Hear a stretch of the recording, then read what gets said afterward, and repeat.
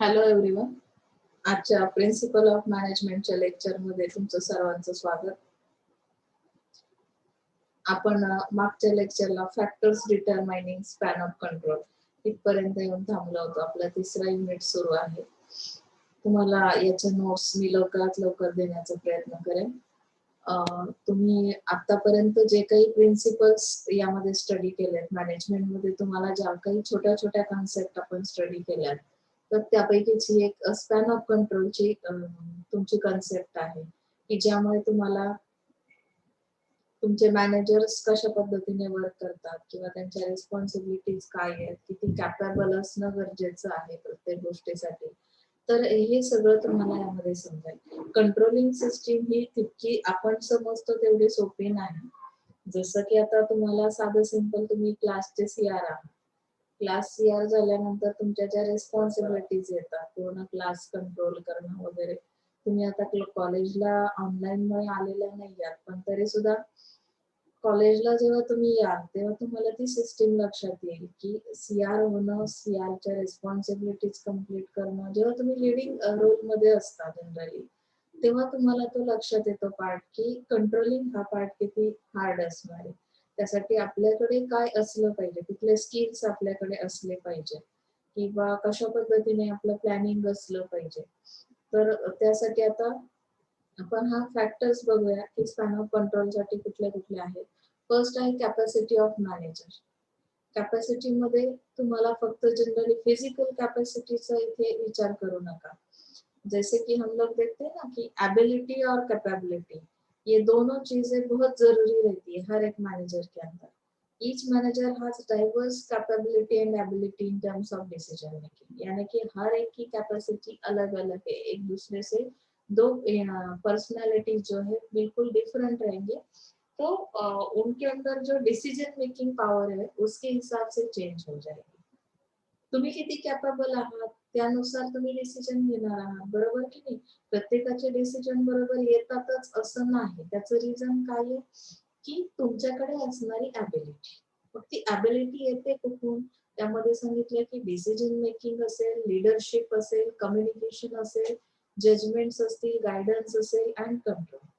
म्हणजे प्रत्येक मॅनेजरकडे या सगळ्या कॅपॅसिटीज असणं किंवा ॲबिलिटी त्याच्यामध्ये असणं इट्स मस्ट असणार आहे. म्हणजे हे खूप इम्पॉर्टंट असणार आहे. And more experienced and capable manager in respect to these factors may be able to supervise and control more subordinates as compared to less capable and skilled manager.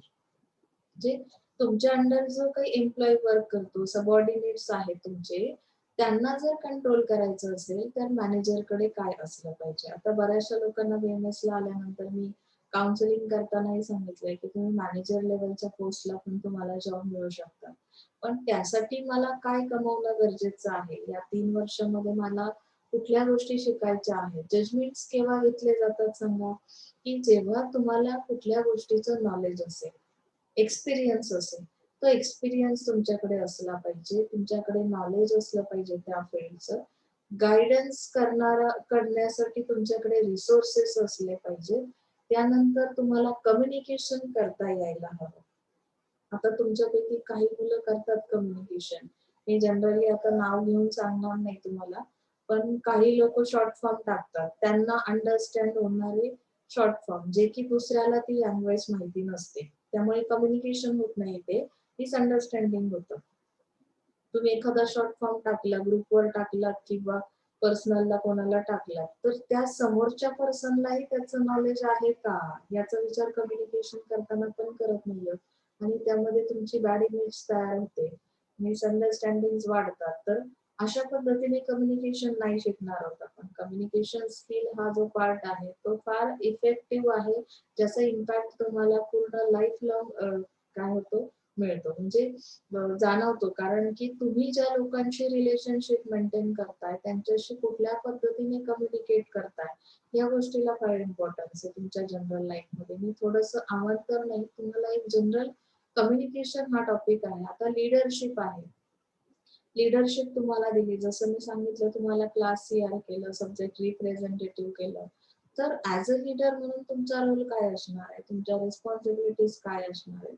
त्या सगळ्या follow करताना तुम्ही कॅपेबल आहात की नाही, तुमच्यामध्ये ती ॲबिलिटी आहे किंवा नाही, हे चेक करणं मस्ट असतं. तसंच इथे मॅनेजर जो आहे, एखाद्या ऑर्गनायझेशनचा मॅनेजर आहे, त्यामध्ये भरपूर सारे ऑपरेशन्स केले जातात, भरपूर साऱ्या ऍक्टिव्हिटीज डे बाय डे होतात. तर इथे तुम्हाला प्रत्येक गोष्टीसाठी जजमेंट्स घेता येणं गरजेचं आहे. लक्षात येतं? त्यानंतरचा पार्ट आहे तुमचा कॅपॅसिटी ऑफ सबऑर्डिनेट्स.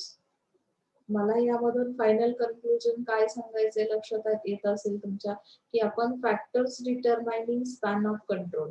कंट्रोल मला जर माझ्या सबऑर्डिनेट्सला करायचं असेल तर माझ्याकडे एवढे स्किल्स असले पाहिजे, तेव्हा मी काय करू शकेल, कंट्रोलिंग करू शकेल. कॅपॅसिटी ऑफ सबऑर्डिनेट्स मध्ये काय दिलंय, competent and well-trained subordinates may work without much help of their superior or manager. They may just need general guidelines and they will perform accordingly. They will need lesser time from their superior, due to which manager can have a large number of subordinates under him.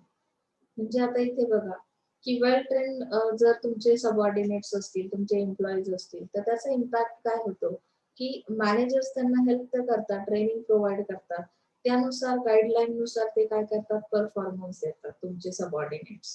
मग त्यामध्ये जे काही superior आहे, superior म्हणजे manager लेवलच्या पोस्टला जे person आहे, ते फार वेळ देऊ शकणार नाही त्यांच्या सबऑर्डिनेट्सला, ते जस्ट तुम्हाला गाईडलाईन्स प्रोव्हाइड करतील. पण मग तुमची कॅपॅसिटी ती असली पाहिजे ऍज अ सबऑर्डिनेट, की ज्या काही इन्स्ट्रक्शन्स मला आलेले आहेत, जे काही ट्रेनिंग मी घेतलेलं आहे, तर त्या पद्धतीने माझा परफॉर्मन्स येणं गरजेचं आहे.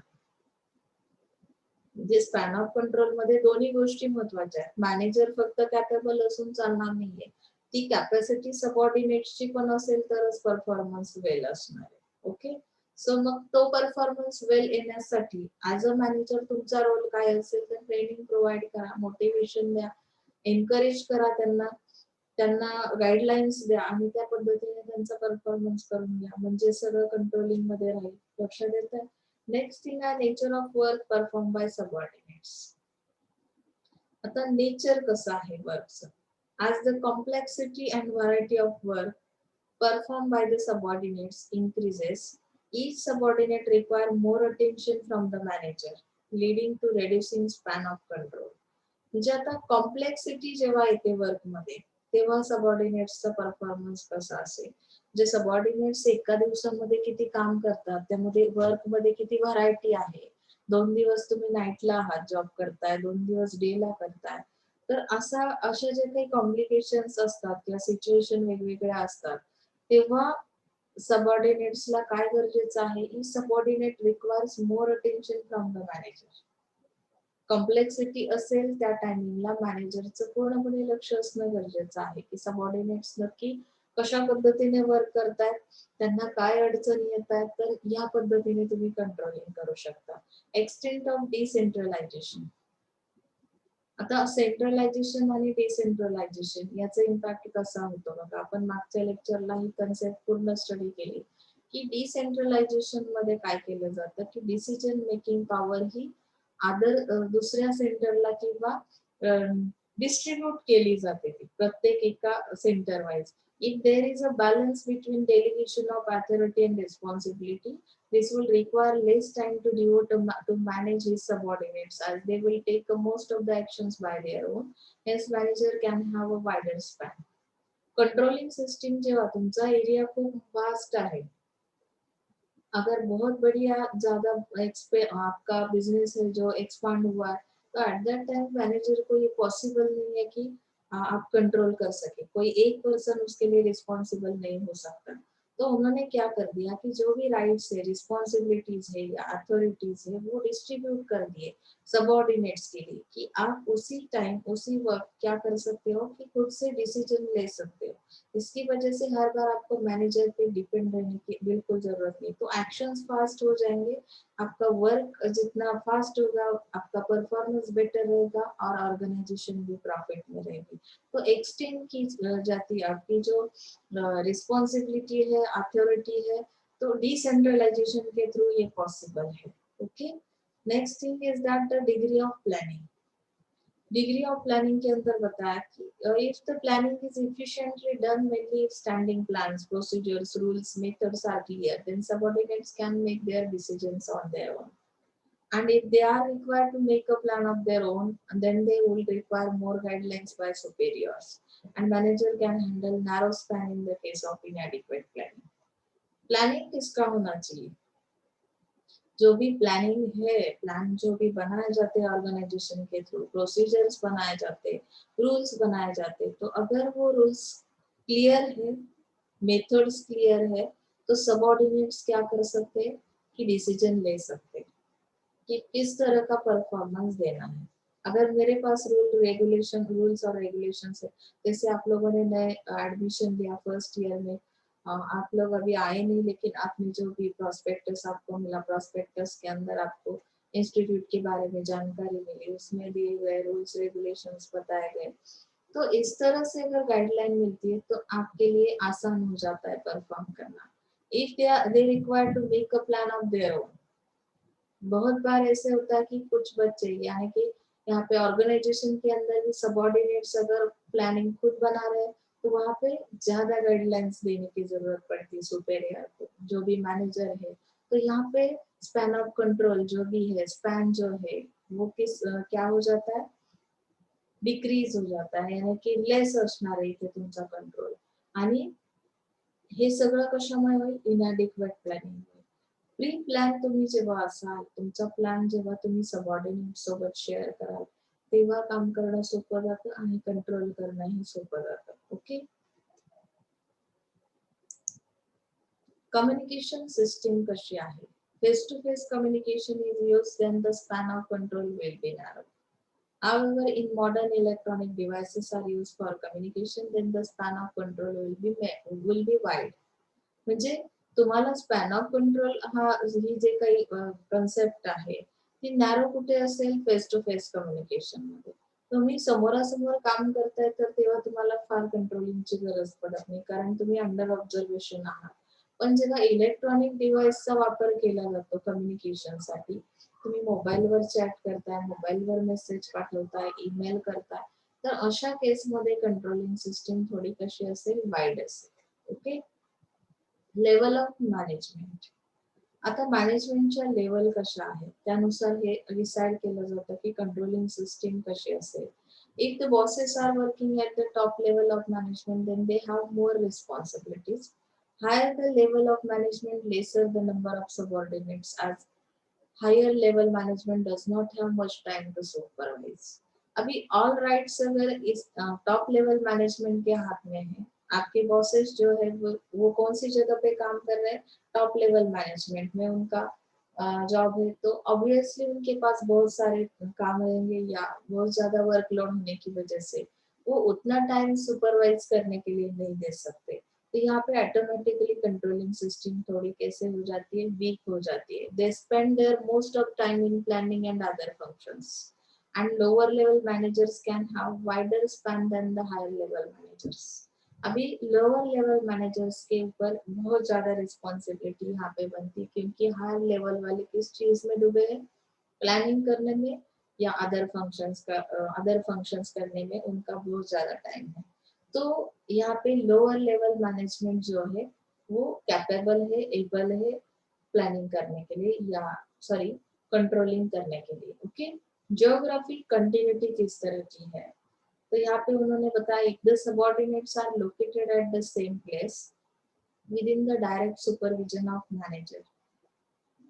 सबऑर्डिनेट्स क्या कर रहे हैं कि सेम प्लेस पे काम कर रहे हैं, direct supervision of manager, he can supervise more number of subordinates. If subordinates are at different location then manager can supervise less number of spans.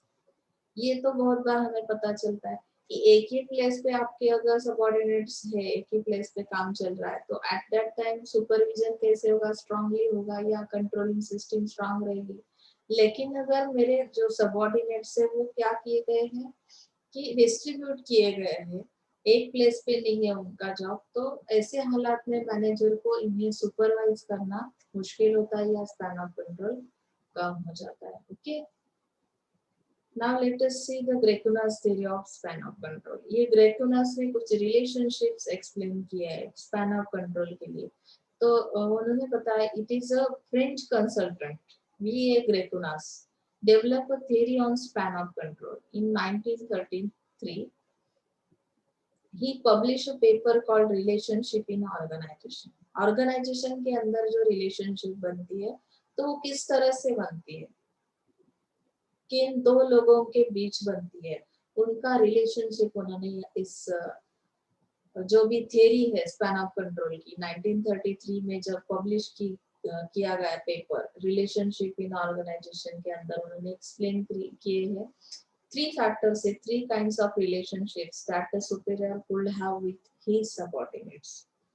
Now let's see the first one, direct relationship, one-to-one relationship. हम लोग बोलते हैं ना मेरा तो direct relation है उनके साथ, तो डायरेक्ट रिलेशन है मतलब क्या है, वन टू वन रिलेशनशिप. तो ये ऑर्गेनाइजेशन के अंदर की रिलेशनशिप है, ना कि हमारे इंडिविजुअल रिलेशनशिप या फैमिली रिलेशनशिप है. तो इसमें बताया गया है relationship between superior end his immediate subordinates, यानी कि आपका सुपेरियर यानी कि आपके हायर लेवल के जो भी मैनेजर से हिज इमीडिएट सबऑर्डिनेट्स, मतलब कि डायरेक्टली उनका कांटेक्ट जब सबऑर्डिनेट्स के साथ आता है, it is called one to one relationship. Direct group relationship, अभी वन टू वन रिलेशनशिप इस तरह की है. ग्रुप रिलेशनशिप कैसी है देखिए, relationship of superior with subordinates in the presence of other subordinates. यहाँ पे हम लोग किसी एक पर्सन को जानते हैं, लेकिन किसकी वजह से जानते हैं, कोई एक मिडल इंटरमीडिएरी है जिस अभी मेरे फ्रेंड का फ्रेंड है तो ऑब्वियसली मेरी रिलेशनशिप उसके साथ है, लेकिन यहाँ पे प्रेजेंस किसका है कि आपके फ्रेंड का जो कि आपके साथ रिलेशन रखता है. समझ में आ रहा है ना. तो यहाँ पे सुपेरियर और सबऑर्डिनेट्स के बीच में रिलेशनशिप है in the presence of other subordinates. All possible, अभी आपको डायग्राम भी मैं दिखाने वाली हूँ तो आपको बहुत जल्द समझ में आएगा. एक एग्जांपल उन्होंने एक्सप्लेन करके दिखाया तो वो भी हम देखने वाले हैं. So all possible combinationship relationship exist in group relationship. So next one is cross relationship. अभी relationship amongst subordinates. See here, he mathematically formulated a theory to arrive at the exact number of such relationships. According to V.A. Grecunas, as the number of subordinates increases arithmetically, the number of relationships which the superior has to control also rises almost geometrically, like 1, 6, 18, 44, 102, 144, 244. Hence, superior can only control restricted number of subordinates. म्हणजे आता सबऑर्डिनेट्सचे number कसे आहेत, अरिथमॅटिकली आहेत, म्हणजे 1 2 3 4 5 6 आहेत, तर relationship कशी असेल, कंट्रोल मध्ये असेल. आणि जॉमेट्रिकली जर विचार केला तुम्ही अशा पद्धतीची असेल, सबऑर्डिनेट्स तुमचे नंबर असे दिलेले आहेत, तर इथे जिओमेट्रिकली असं असेल तर superior can only control restricted number of subordinates and anything outside this limit is very tough to control. म्हणजे यापेक्षा आणखी काही वेगळं जर सिच्युएशन असेल तर तुम्हाला कंट्रोल करणं आणखी अवघड होतं. सो ये Graicunas theory can be explain with the help of this simple example.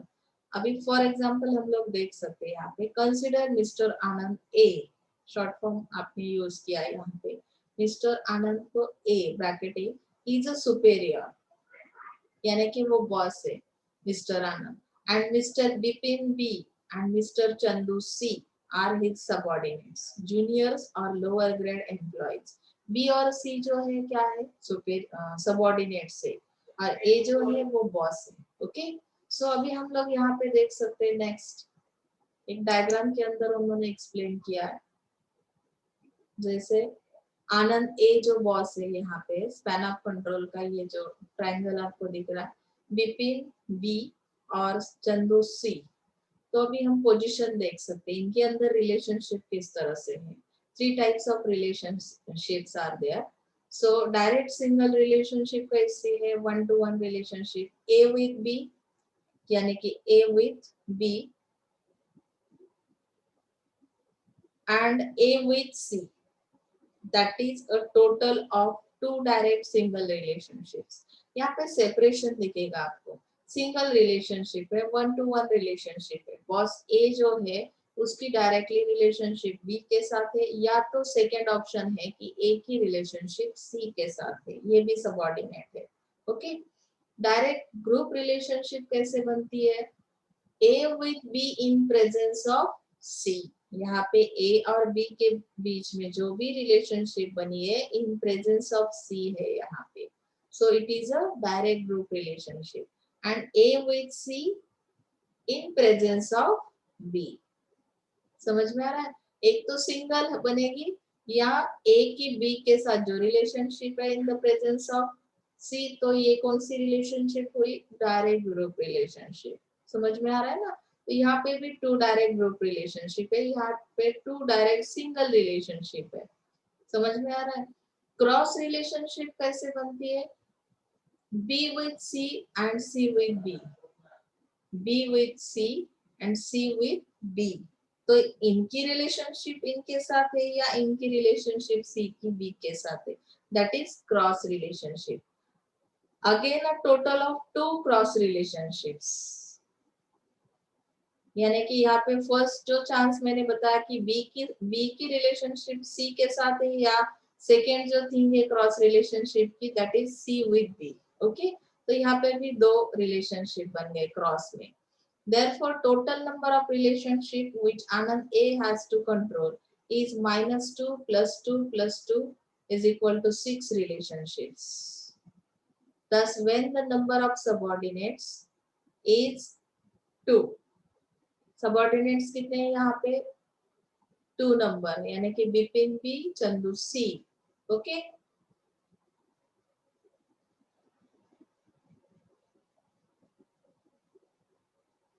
the number of relationship which the superior has to control is 6। यहाँ पे हमने हर एक इसमें टू टू निकाले ना रिलेशनशिप, तो टोटल कितना हुआ उसका? नंबर ऑफ सबऑर्डिनेट्स कितने हैं? 3 है। when the number of subordinates is 3, the number of relationship to control will be 18। 18 कैसे बनेंगे फिर? 3 सबऑर्डिनेट्स अगर है तो उन्होंने यहाँ पे जैसे कंसिडर करके, अगर 2 सबऑर्डिनेट्स है तो उनके बीच कितने रिलेशनशिप निकले कंट्रोलिंग के लिए? 6। तो ऑब्वियसली यहाँ पे अगर 3 सबऑर्डिनेट्स प्रेजेंट है तो उनके बीच नंबर ऑफ रिलेशनशिप्स कितने होंगे? 18 होंगे। ओके,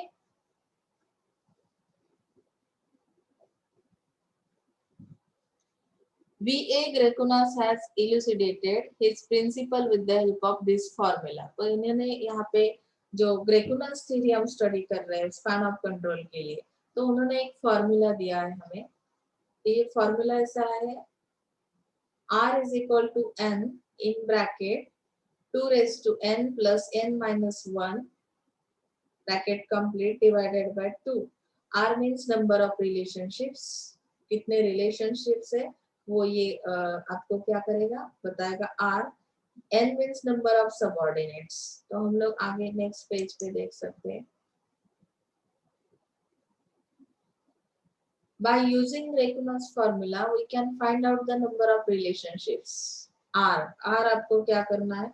फाइंड करना है number of relation. If the number of subordinates n is given, अगर आपको सबऑर्डिनेट्स के नंबर्स दिए, n नंबर दिया है, तो आपको फाइंड आउट क्या करना है? R फाइंड आउट करना है। तो एग्जांपल दिया है, consider this example, if a superior has 6 subordinates, then the number of relationship which has to control can be calculated as follows। तो हमें फाइंड आउट R करना है, तो R is equal to n। तो ये जो फॉर्मूला हमने last page पे देखा, उसी में हमें क्या करना है? क्वांटिटीज डालने हैं। तो n नंबर कितना दिया है आपको? आप देख सकते हैं subordinates n is equal to 6। तो फॉर्मूला के अंदर 2 रेज़ टू 2 यानी कि 6 दिया है। Just a minute, we can check this। Divided by 2, ये फॉर्मूला है, तो 2 रेज़ टू 2 यानी कि यहाँ पे आपको 6 सबऑर्डिनेट्स n नंबर डालना है। यहाँ पे by mistake I think so 2 आया है, यहाँ पे n होना चाहिए। 2m। ओके, लास्ट पेज पे हम चेक कर लेते हैं जो आपको फॉर्मूला सी हियर 2m, यहाँ पे बाय मिस्टेकली 2 प्रिंट हुआ है तो यहाँ पे n है फॉर्मूला के अंदर, तो n की वैल्यू हमें यहाँ पे दी है 6, तो वो ओनली हमें वैल्यूज डालने हैं इसमें। n की value 6 in bracket 2⁶ divide by 2 plus n means 6 minus 1। तो अभी हम कैलकुलेट करके अगर देख रहे हैं यहाँ पे तो हमारा r नंबर कितना आता है फाइंड आउट किया हमने। क्या फाइंड आउट किया? Number of relationships. आप लोग खुद से ये कैलकुलेशन कर सकते हैं, कैलसी का भी यूज कर सकते हैं जिनको नहीं आ रहा है। तो 2⁶ की value I 64 divided by 2 plus 6 minus 1 5। तो अभी 64 को अगर हमने डिवाइड किया 2 से तो उसकी वैल्यू कितनी आती? 32 प्लस 5 यानी कि 37। 37 को अगर ब्रैकेट के बाहर 6 नंबर है n नंबर, तो 37 को जब हम मल्टीप्लाई कर लेते हैं 6 से तो आपका आंसर आता है 222 रिलेशनशिप्स आर देयर। सो यहाँ पे उन्होंने नंबर ऑफ सबऑर्डिनेट्स दिए, नंबर ऑफ रिलेशनशिप्स दी, ये एक चार्ट दिया है कि सबऑर्डिनेट एक है तो रिलेशनशिप एक के साथ एक ही है रहेगी। आपके नंबर ऑफ सबऑर्डिनेट्स 2 है तो 6 आएगा, 3 है तो 18 आएगा। इस तरह से टेबल आपको दिया है ग्रेकोनास ने। सो लिमिटेशंस दिए, अभी हम लिमिटेशंस देखेंगे। आपको समझ में आ रहा है ना? यहाँ तक बहुत सिंपल है। आप जब नोट्स निकालेंगे तो आपको समझ में आएगा कि अभी बहुत स्लोली मैंने वैसे भी दिया। लिमिटेशंस दिया है। The theory does not seem to have any practical application as more weighted is given to relationship and not on the importance of relationship। तो थ्योरी के हिसाब से अगर देखा जाए तो ये जो थ्योरी है ये प्रैक्टिकली इम्प्लीमेंट करना या एप्लीकेशन नहीं, प्रैक्टिकल एप्लीकेशन, और इसके लिए वेटेज इसका इतना नहीं है। ताकि हम लोग जब भी ऑर्गेनाइजेशन के बारे में सोचते हैं तो रिलेशनशिप को इतना इम्पोर्टेंस नहीं दे रहे, मतलब कि रिलेशनशिप के लिए ज्यादा वेटेज नहीं दिया जाता कि किसके साथ कौन सी रिलेशनशिप है, डायरेक्ट है या सिंगल है। लेकिन उन्होंने एक थ्योरी ग्रेकोनास ने स्पैन ऑफ कंट्रोल के लिए बनाई। क्यों? क्योंकि हम मुझे अगर कंट्रोलिंग सिस्टम स्ट्रांग बनानी है तो मुझे रिलेशन को समझना बहुत जरूरी है। Okay, next thing is that the numerical factor are given more weighted.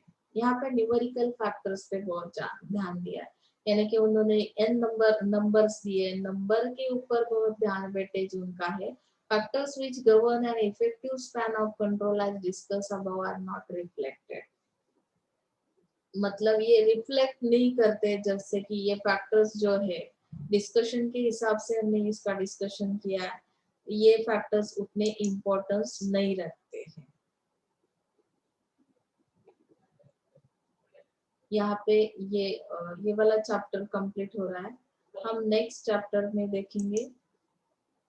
अभी आपका ये चैप्टर हुआ डेलीगेशन का। 6 चैप्टर जो है आपका ऑर्गेनाइजिंग का, उसके अंदर कुछ और पॉइंट्स है। डिपार्टमेंटेशन भी हमें स्टडी करना है। आपको जो इंडेक्स मैंने बताई थी स्टार्टिंग में, सिलेबस एक्सप्लेन किया था, उसके अंदर आपको ऑर्गेनाइजिंग के स्ट्रक्चर से और डिपार्टमेंटेशन उसका बेसिस एंड नीड्स, तो वो हम थोड़ा देखेंगे आज के लिए।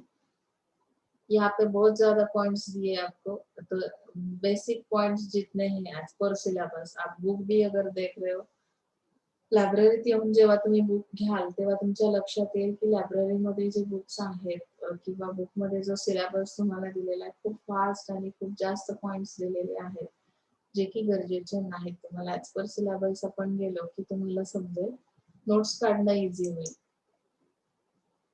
पुढचा आपला सिलेबसचा पॉइंट असेल ऑर्गनायझिंग म्हणजे काय।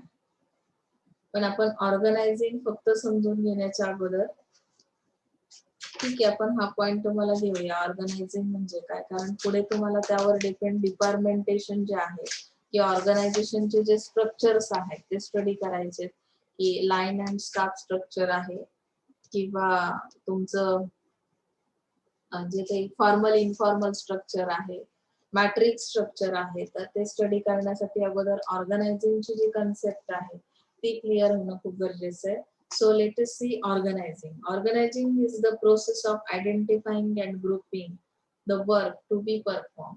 यहाँ पे ऑर्गेनाइजिंग इज द प्रोसेस, ये एक प्रोसेस है। ऑर्गेनाइजिंग क्या है? प्रोसेस है of identifying and grouping the work to be perform. आपको आइडेंटिफाई करना है, ग्रुपिंग करना है, जिसके थ्रू हम लोग क्या करेंगे? वर्क को परफॉर्म किया जाएगा। Defining and delegating responsibility and authority, इसके अंदर ऑर्गेनाइजिंग के अंदर क्या किया जाता है? डेलीगेट किए जाते हैं responsibilities and authorities, and establishing relationship for the purpose of enabling people to work most effectively. यहाँ पे एस्टेब्लिश की जाती है relationship, because of why? For the purpose of enabling people to work most effectively together in accomplishing objectives। यहाँ पे जो भी objectives organization set करती है उन्हें हमें क्या करना है? अचीव करना है, अकम्प्लिश करना है। तो अकम्प्लिश करते वक्त आपका जो भी वर्क है, आपके जो भी पीपल्स है ऑर्गेनाइजेशन में काम करने वाले, तो उनका वर्क इफेक्टिव होना जरूरी है। और टुगेदर उन्हें क्या, एक साथ उन्हें क्या करना है? ये ऑब्जेक्टिव्स अकम्प्लिश करने हैं। तो इसके लिए आपको पहले क्या करना पड़ेगा? आइडेंटिफाई करना पड़ेगा, ग्रुपिंग करना पड़ेगा। आइडेंटिफाई क्या करना है कि किसके पास कौन सा स्किल है, उस हिसाब से हमें ग्रुप्स डिवाइड करने हैं, उनका ग्रुपिंग करना है, उनको अथॉरिटीज और रिस्पॉन्सिबिलिटीज क्या करने हैं? डेलीगेट करने हैं, जिसकी वजह से वो काम कर सकते हैं, डिसीजन ले सकते हैं। उनके बीच रिलेशनशिप एस्टेब्लिश करनी है ताकि हम ऑब्जेक्टिव्स को अचीव कर सके। तो ओवरऑल ऑर्गेनाइजिंग की ये इस तरह की प्रोसेस है। सो उन्होंने यहाँ पे 2-3 आपको जो डेफिनेशन दिए हैं। तो फर्स्ट लुइस की है, organising is the process of defining and grouping the activities of the enterprise and establishing authority relationships among them. Okay, तो आप कौन सी भी एक डेफिनेशन यहाँ पे करके रखना है, बाय हार्ट की तो अच्छा ही रहेगा। नेक्स्ट आपका जो पॉइंट है इसके अंदर प्रोसेस नहीं है, आपको आज पर सिलेबस ये पॉइंट नहीं है। नेक्स्ट पॉइंट आपका रहेगा मीनिंग ऑफ डिपार्टमेंटेशन।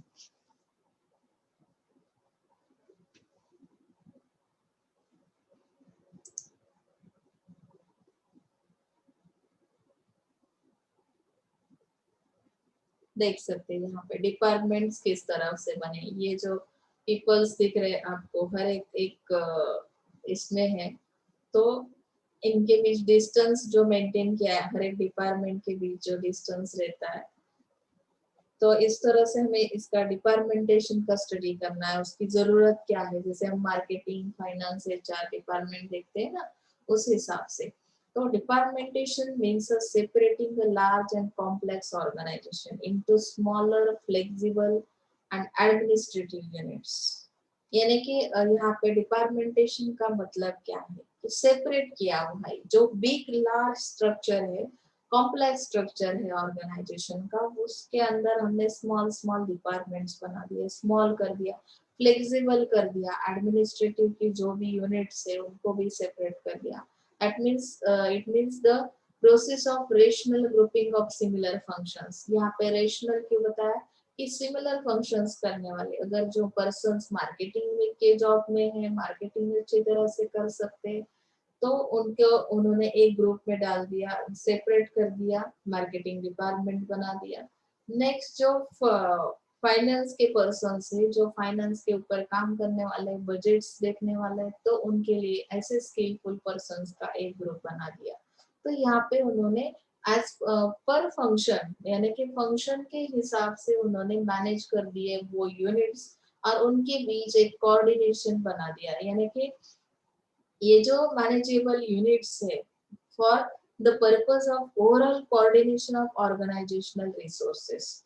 तो इनके बीच जो भी डिपार्टमेंट के बीच जो भी कोऑर्डिनेशन होता है, उसका मेन पर्पस क्या है कि ऑर्गेनाइजेशन के लिए जो भी रिसोर्सेस अलोकेट करने हैं, जो भी नेसेसरी थिंग्स हमें क्या करनी, अलोकेट करनी है, तो उनके बीच कोऑर्डिनेशन होना बहुत जरूरी है। फाइनेंस जब मुझे बजट देगा, फाइनेंस डिपार्टमेंट, तभी मैं क्या कर सकती हूँ कि मार्केटिंग के ऊपर कितना बजट लगाना है, इस साल का मेरा मार्केटिंग का बजट कितना है, ये डिसाइड कौन करेगा? फाइनेंस करेगा। फाइनेंस को पता है कि उसके लिए मेरे पास कितने फाइनेंशियल असिस्टेंस जो है वो कितने हैं, मेरे पास फाइनेंस का बजट कितना है, उस हिसाब से मैं कोऑर्डिनेट करूंगी। फाइनेंस डिपार्टमेंट से कोऑर्डिनेट किया जाएगा मार्केटिंग को, और मार्केटिंग उस तरह से उनके प्लान बनाएगा। मैं मार्केटिंग के डिपार्टमेंट को कोई एक एडवर्टाइज देनी है, एडवर्टाइज देने के लिए भी बजट बनाया जाता है कि आपको अगर आपके प्रोडक्ट के लिए सेलिंग के लिए प्रोडक्ट सेल करने के लिए एडवर्टाइज देनी तो उसके लिए बजट दिया जाता है। तो वो बजट कहाँ से आया? अदर डिपार्टमेंट से। तो आप दोनों के बीच कोऑर्डिनेशन होना बहुत जरूरी है। तो डिपार्टमेंटेशन का मीनिंग इस तरह से उन्होंने दिया। और डिपार्टमेंट उन्होंने इन शॉर्ट भी बताया, आप डेफिनेशन देख सकते हैं। See next page.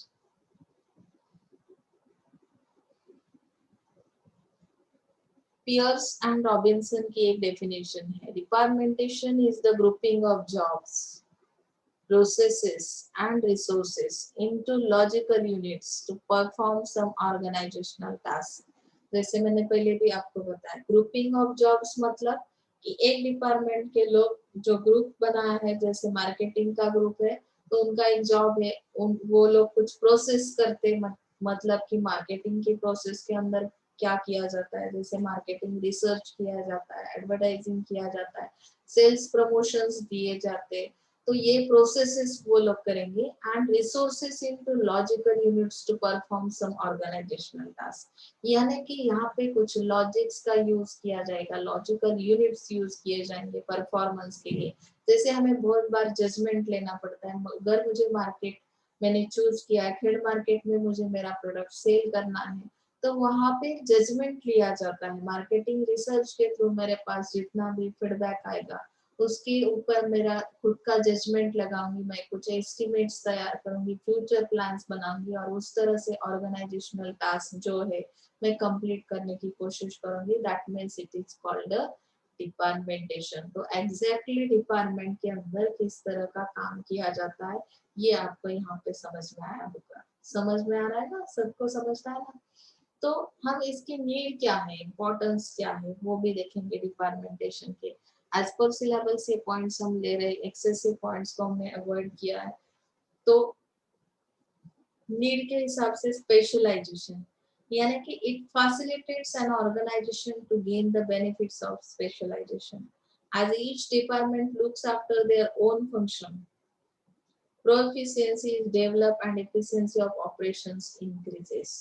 यहाँ पे efficiency increase हो जाती है, डिपार्टमेंटेशन की वजह से ऑर्गेनाइजेशन को बेनिफिट मिलता है स्पेशलाइजेशन का।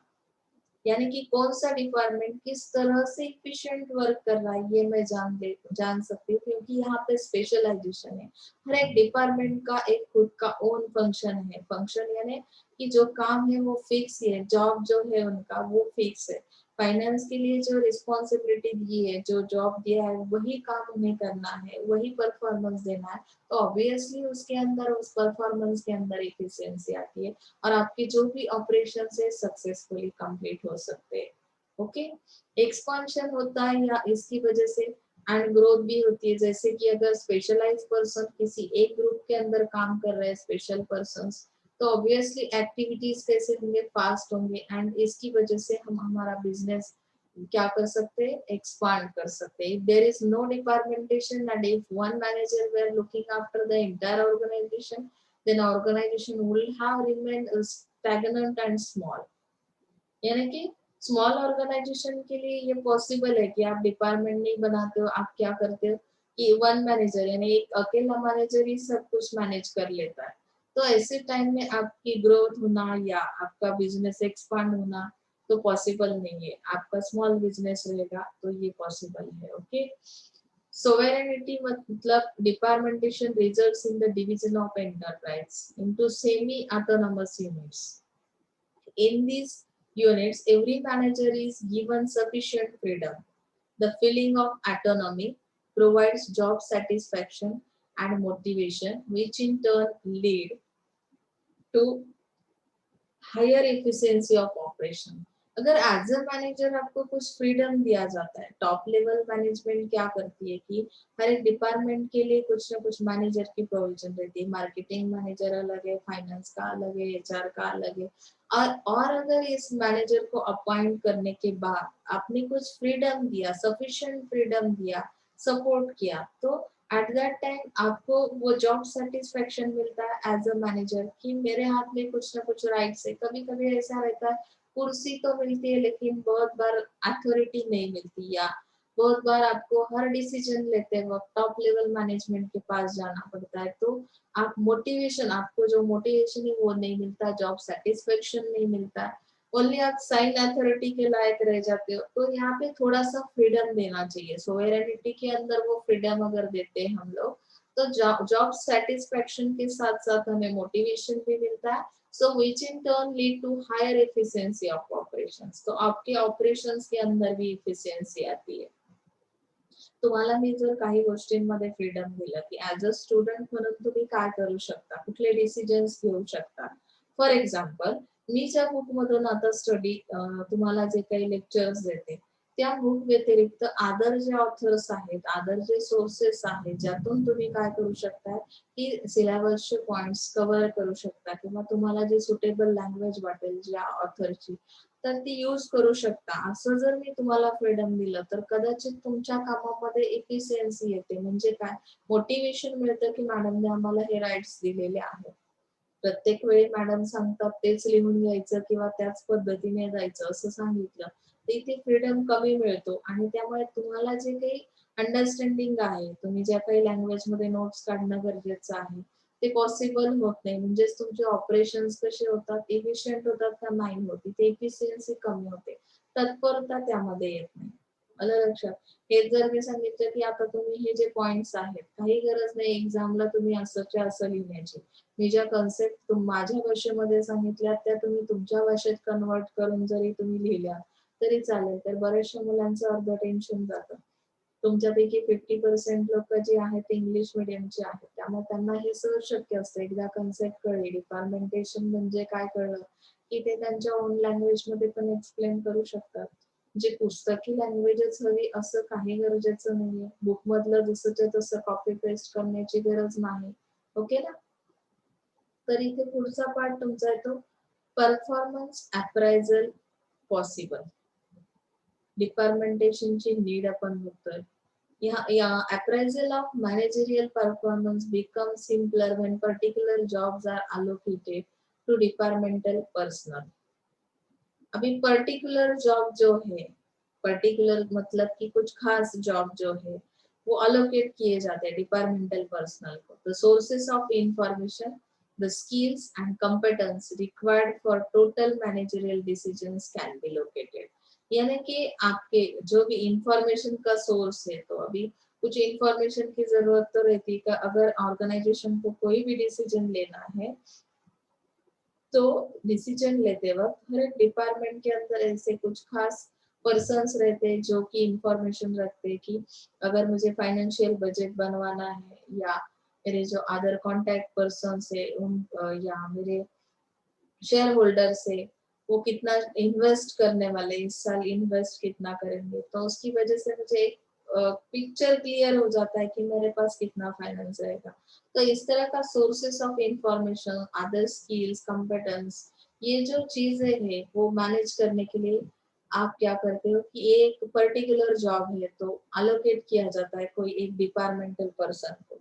तो उसके हिसाब से हमारा जो परफॉर्मेंस है, यानी कि मैनेजर को कोई भी डिसीजन लेना है तो वो पॉसिबल होता है, वो डिसीजन बहुत बार सही होता है. Okay. Boost in operational efficiency. यहाँ पे ऑपरेशनल एफिशिएंसी के लिए उन्होंने बताया as the organisation are divided into many small unit who look after the particular job allocated to them, in turn become specialized in such a work and eventually efficiency of performing the job increases. Department की वजह से operational efficiency आना तो possible ही है, क्योंकि आप अगर उस चीज में स्पेशलाइज हो, स्पेशलाइज पर्सन हो, स्पेशलाइजेशन किया हुआ है, स्पेशल ट्रेनिंग आपका है, तो आपका परफॉर्मेंस इफिशियंटली होगा. कोऑर्डिनेशन जो है it helps to maintain coordination. Departmentation क्या करता है कि मेंटेन रखता है कोऑर्डिनेशन।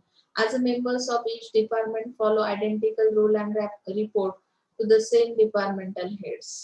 यानी कि इनका जो भी रिपोर्ट है वो डिपार्टमेंटल हेड्स के लिए सॉरी डिपार्टमेंट हेड्स को मिलता है या दिया जाता है। Okay, defines responsibilities. यहाँ पे रिस्पॉन्सिबिलिटीज को डिफाइन किया जाता है। अगर आप कौन से डिपार्टमेंट से बिलोंग करते हो तो आपकी रिस्पॉन्सिबिलिटी क्या है, या आपको डिपार्टमेंटेशन की वजह से क्या होता है कि लॉयल्टी कैसे बिल्ड करनी है ये पता चलता है। It provides a basis for building up loyalty and obligation. The responsibility of outcomes can be defined more accurately. अगर आपको पता है कि मेरा रोल क्या है, मुझे कौन सी रिस्पॉन्सिबिलिटी दी गई है, तो ऑब्वियसली आप उसे कंप्लीट करने की कोशिश करेंगे तो आउटकम्स बेटर मिलेंगे and individual can be held responsible for performance. यानी कि हर एक पर्सन परफॉर्मेंस देते वक्त अपनी रिस्पॉन्सिबिलिटी के बारे में सोचेगा। तो डिपार्टमेंटेशन का ये एक बेनिफिट है।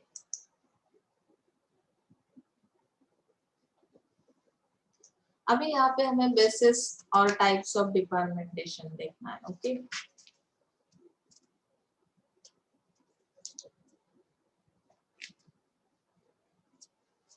let us see departmentation by function. अभी डिपार्टमेंट फंक्शन के हिसाब से बनाए जाते हैं। जैसे कि उन्होंने यहाँ पे बताया this widely used method of departmentation is found in almost all organizations at same level. The activities are grouped based on functions which are to be performed, such production, marketing, finance, personnel. Each department is headed by one responsible person who is directly responsible to the general manager। यानी कि हर एक department का head जो है वो as a general manager work करेगा और उसके लिए उन्होंने एक डायग्राम दी है। जनरल मैनेजर है, उसके अंदर किस तरह का स्ट्रक्चर बना है। डिपार्टमेंटेशन बाय फंक्शन, ये जनरल मैनेजर है, ये आपका हेड है, उसके अंदर प्रोडक्शन मैनेजर काम कर रहा है, मार्केटिंग मैनेजर है, फाइनेंस मैनेजर है, पर्सनल मैनेजर है। इस तरह का ये स्ट्रक्चर होगा। That is called departmentation by function. ये फंक्शन है यानी कि इस तरह के वर्क यहाँ पे किए जाते हैं। प्रोडक्शन की जितने सारे प्रोसेस है वो इस डिपार्टमेंट के अंदर किए जाते हैं। That is it is the first function, it is second function, it is third. यानी कि कितने जितने फंक्शंस आप कर रहे हो उसके लिए अलग अलग डिपार्टमेंट दिया गया है, अलग अलग मैनेजर्स प्रोवाइड किए गए हैं। टेरिटोरियल और जियोग्राफिकल डिपार्टमेंटेशन, उसके अंदर क्या दिया है कि टेरिटोरीज मतलब कि जो जियोग्राफिकल रीजन्स है। तो यहाँ पे departmentation it is very useful to large scale enterprises whose activities are geographically spread over a wide area। तो banks, insurance companies, transport companies, distribution agencies are examples of such a enterprises। तो अभी इसके अंदर कौन सा area आता है, मतलब कि बैंक जो है अलग अलग जोग्राफिकल एरिया के अंदर है, तो उन्होंने उसका डिपार्टमेंटेशन कैसे बनाया आप देख सकते हैं कि जनरल मैनेजर है, अभी ये कितने सारे लोगों को लीड कर रहा है। देखो, नॉर्थ जोन है, ईस्ट जोन है, वेस्ट जोन है, साउथ जोन है। टोटल उन्होंने जोग्राफिकल ऑल एरिया उन्होंने कवर किया है।